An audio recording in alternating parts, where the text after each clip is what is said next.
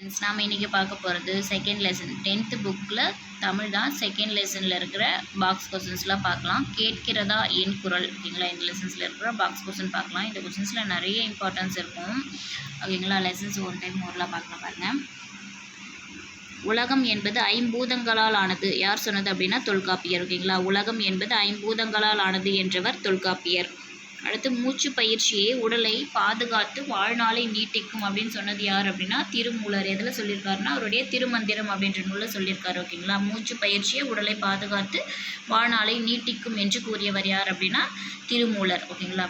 அதே மாதிரி ஔவையார் என்ன சொல்கிறாங்க அப்படின்னா அவங்களுடைய குரலில் ஓகேங்களா வாயுதாரணை அப்படின்ற அதிகாரத்தில் என்ன லைன்ஸ் பாருங்கள். வாயு வழக்கம் அறிந்து செறிந்தடங்கில் ஆயுள் பெருக்கம் உண்டாம் ஓகேங்களா. இது வந்து ஔவையாரோட குரல். அவங்களுடைய வாயுதாரணை அப்படின்ற அதிகாரத்தில் சொல்லியிருக்காங்க. அப்போ லைன்ஸ் கொடுத்துட்டு யாருடைய பாடல் வரைன்னு கேட்கலாம். இந்த கொஸ்டின்ஸில் மோஸ்ட்லி இந்த லெசன்ஸில் மோஸ்ட்லி அப்படி தான் வரும். அதே மாதிரி பாருங்கள், கிழக்கு என்பதற்கு இது பொறுத்துக்களை கேட்கலாம். கிழக்கு அப்படின்னா குணக்கு, கிழக்கு அப்படின்னா குணக்கு ஓகேங்களா. இன்னொரு பேர் வந்து கிழக்குக்கு கொண்டல். அப்போது கா சீரீஸ்லேயே வரும் கிழக்கு குணக்கு கொண்டல். தெற்கு அப்படின்னு மேற்கு அடுத்தது ஓகேங்களா. கிழக்கு பார்த்தோம், அடுத்தது வந்து மேற்கு. மேற்குக்கு இன்னொரு பேர் வந்து பார்த்தோன்னா குடக்கு. குடக்கு அப்படின்னா கோடை அப்படின்னு சொல்கிறாங்க ஓகேங்களா. கிழக்கு வந்து கொண்டல்னு சொல்லணும், மேற்கு வந்து பார்த்தோன்னா கோடை சொல்கிறாங்க ஓகேங்களா. மேற்கு வந்து கோடை, இன்னொன்று குடக்கு. டாவை ஞாபகம் வச்சுக்கோங்க. கோட்டை குடக்கு டா வரும் மேற்கில். அடுத்து வந்து பார்த்தோம் அப்படின்னா வடக்கு. வடக்கு வந்து வாடைன்னு சொல்கிறாங்க. வடக்கு வந்து என்னது வாடை. தெற்கு தென்றல் ஓகேங்களா. இது பொறுத்துக்க கிளைங்களா. கிழக்கு குணக்கு, மேற்கு குடக்கு, வடக்கு வாடை, தெற்கு வந்து தென்றல் ஓகேவா.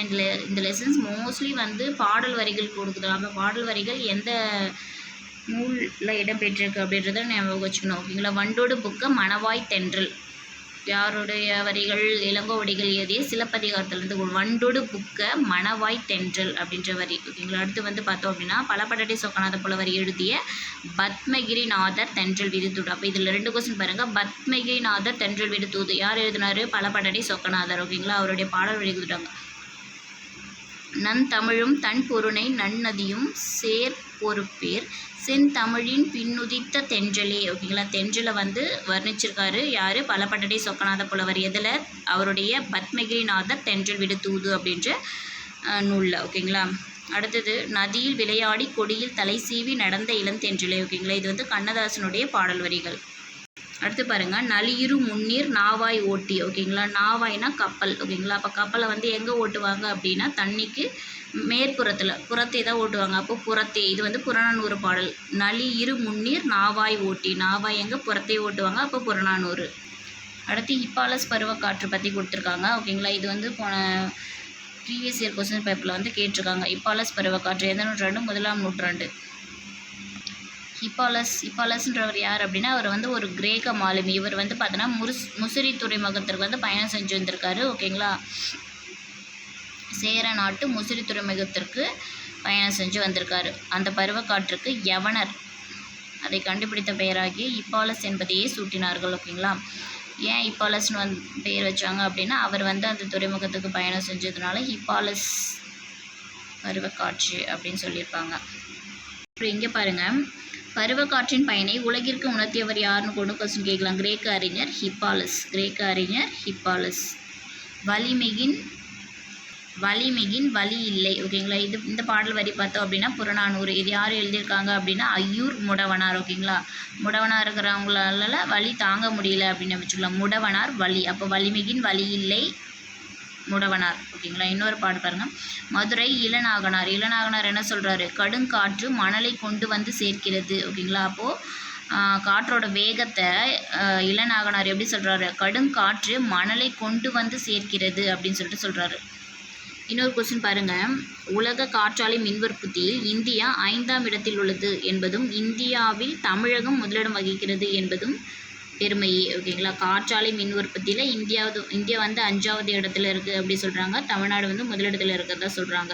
அதே மாதிரி உலகிலேயே அதிக அளவு காற்று மாசுபடுத்தும் நாடுகளில் இந்தியா 2ஆவது பிளேஸில் இருக்குதுன்னு சொல்கிறாங்க ஓகேங்களா. காற்றாலை உற்பத்தியில் 5ஆவது இடம், மாசுபடுத்தத்தில் 2ஆவது இடத்துல இருக்கிறதா சொல்கிறாங்க.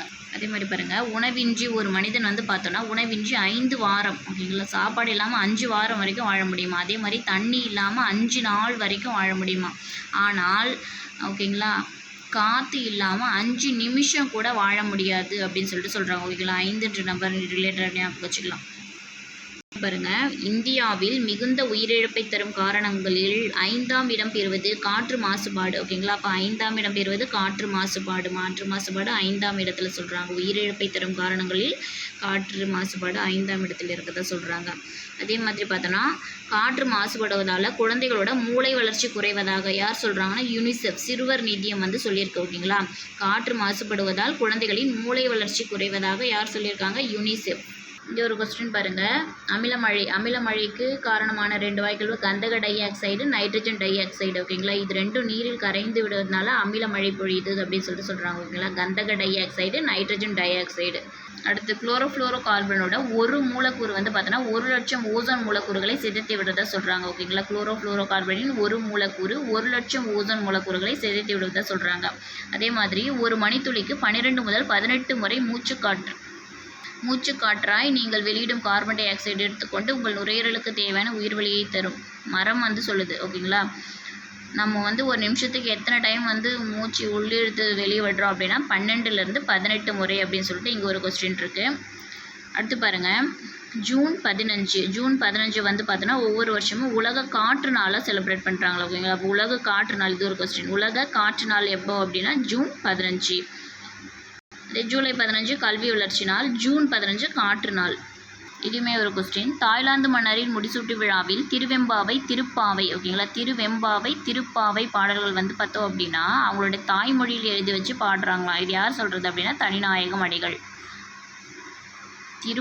திருவெம்பாவை யார் எழுதியிருக்காங்க, மாணிக்கவாசகர். திருப்பாவை யார் எழுதியிருக்காங்க, ஆண்டாள். திருவெம்பாவை வந்து சிவனை புகழ்ந்து மாணிக்கவாசகர் எழுதியிருப்பார். திருப்பாவை வந்து ஆண்டாள் பெருமாளை புகழ்ந்து பாடியிருப்பாங்க. நெக்ஸ்ட் நம்ம பார்க்க போகிறது காற்றே வா பாடல். இது யார் எழுதுனது அப்படின்னா பாரதியார். ஸோ பாரதியார் பற்றி பார்க்கலாம்.